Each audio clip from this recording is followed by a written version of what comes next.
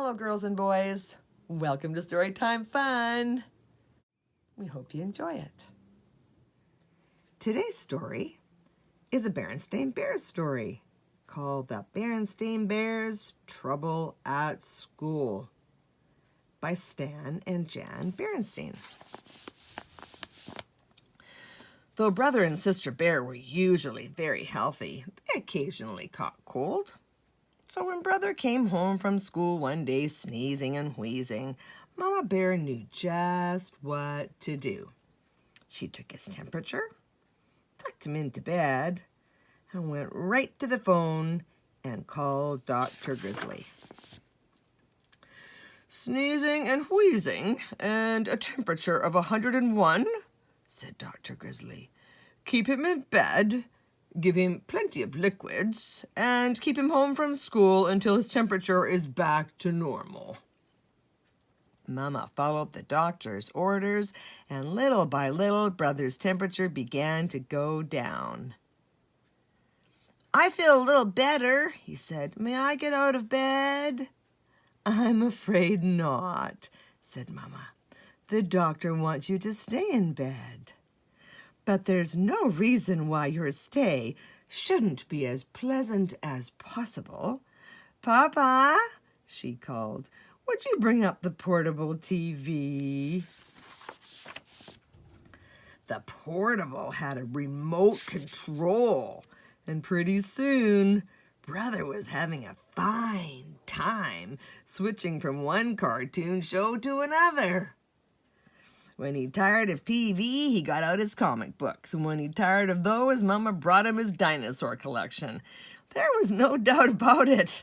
Except for his sniffles, Brother Bear was having a pretty good time. So when Sister Bear brought home a folder of schoolwork for him, he hardly looked at it. He was much too busy having fun. But while he was at home having fun, his fellow students at school were hard at work. In the classroom, where Teacher Bob was teaching a new math lesson, they had learned to add, subtract, and multiply. Now they were learning to divide. On the soccer field, where Coach Broom was getting the team ready for the big game against Beartown, "Cousin Freddie," he called, "take brother's place at forward. He's out sick." "Yes, sir," said Freddie. This was the chance he'd been waiting for. It wasn't until brother was all better and ready to go back to school that he remembered the folder of work. "Oh, well," he thought, "I'll study it on the bus." But that's where he heard about Freddie and the soccer team. He was so upset he forgot all about studying. When Coach Bruin had an extra practice during early gym, brother was even more upset. It wasn't easy watching Freddie take his place on the team. Then, when brother got back to class, Teacher Bob said, "I certainly hope you studied that work folder because we're going to have a quiz." "A quiz?" said brother. "On what?" "On division, of course," said Teacher Bob as he handed out the quiz papers.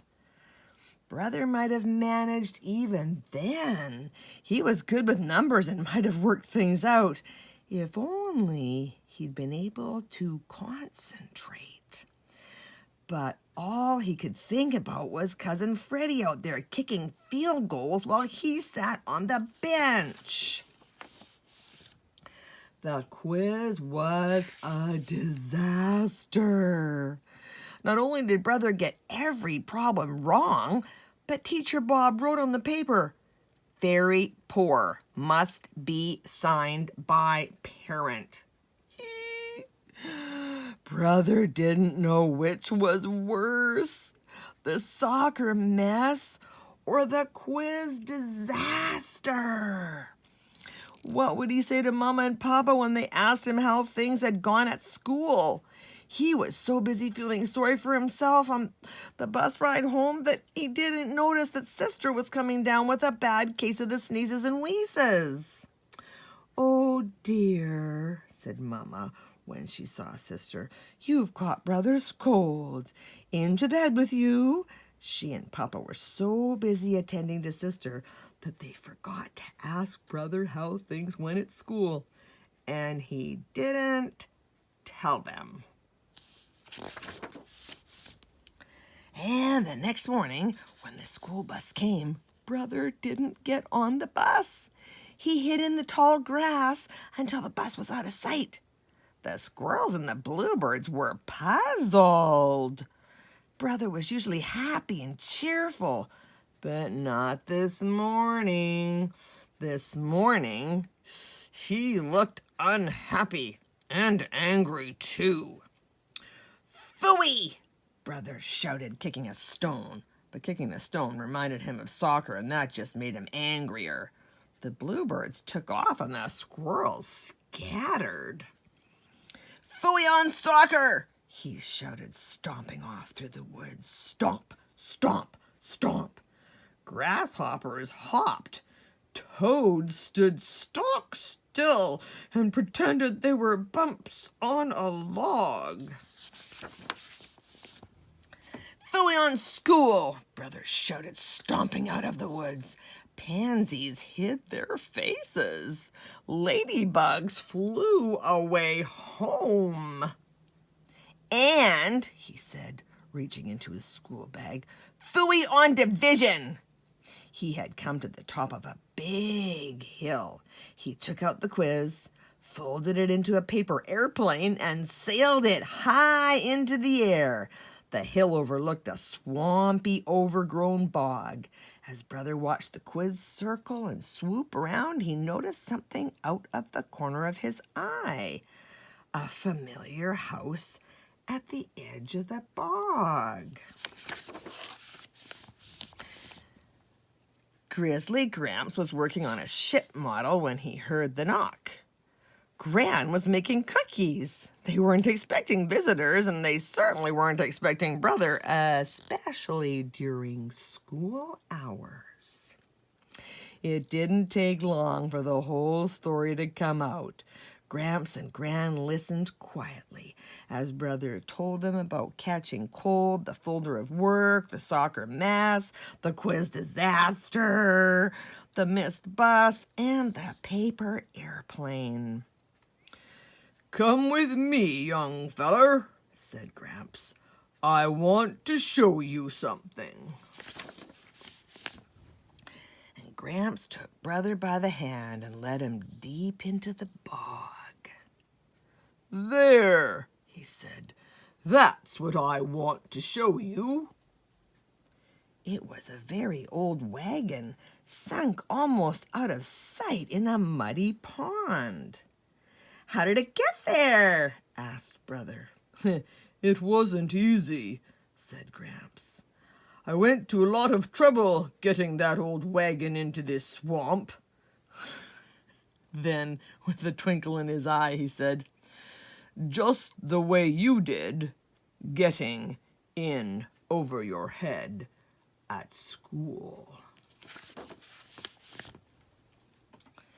"It happened a long time ago when I took a wrong turn, just the way you did when you didn't study that schoolwork that Teacher Bob sent home. Well, instead of admitting my mistake and backing up, I just pushed ahead until I was so deep there was no getting out." "And you lost the wagon," said Brother. "Yes," said Gramps, "but I learned a valuable lesson. If you find yourself on the wrong road, don't just keep going until you're in over your head. Back up and start over on the right road." "How am I going to do that?" asked Brother. "Oh, I think we can manage. But first, look over there," Gramps said, pointing. There it was. The paper airplane caught in a berry bush. What do you think they'll say? Asked Brother later as they bounced along in Gramps' pickup. We'll find out soon enough, said Gramps, pulling up to a stop in front of the big tree house. And let's not forget Gran's bag of cookies. They're her finest. Mama and Papa weren't exactly pleased when they heard about the big mess Brother had gotten himself into, but they didn't holler and pound the table either, not even Papa. He looked like he might be going to when he saw the paper he had to sign. Gramps had tried to flatten it out, but it was still pretty wrinkled. What happened to this?